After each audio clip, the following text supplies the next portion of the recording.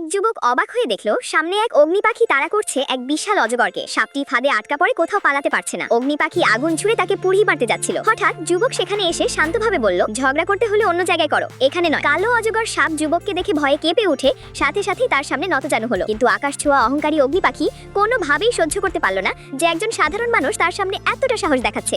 সে সঙ্গে সঙ্গেই আগুন ছুড়ে যুবককে ছাই বানিয়ে দিতে চাইল, কিন্তু যুবক সহজেই উল্টে দিল খেলা। মুহূর্তের মধ্যে অগ্নি পাখিকে ছোট্ট এক টিয়া পাখিতে রূপান্তর করে নিজের মুরগির খোপে আটকে দিল। সব সমাধান করে যুবক আবার শান্তিতে মাছ ধরতে যেতে চাইছিল, কিন্তু কালো অজগর সাপ তাকে যেতে দিল না।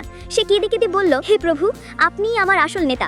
1000 বছর আগে আপনি ছিলেন দানব জগতের মহারাজ। দেবতা আর দানব দুই জগতেই আপনাকে দেখে সবাই কাঁপতো। আকাশের সবচেয়ে শক্তিশালী দেবসেনাপতিও আপনার সামনে টিকতে পারত না। অজগর বোঝালো, আপনি যুদ্ধ আর রক্তপাতের জীবন ছেড়ে আমাদের ছেড়ে চলে গিয়েছিলেন, কিন্তু এখন দানব জগৎ ধ্বংসের পথে। কোটি কোটি প্রাণ আপনার ফিরে আসার অপেক্ষায়। কিন্তু যুবক স্পষ্ট জানালো, আমি আর যুদ্ধ চাই না, আমি শুধু শান্তিতে মানুষের মতো জীবন কাটাতে চাই। এটা বলে সে ঘরে গিয়ে শুয়ে পড়ল।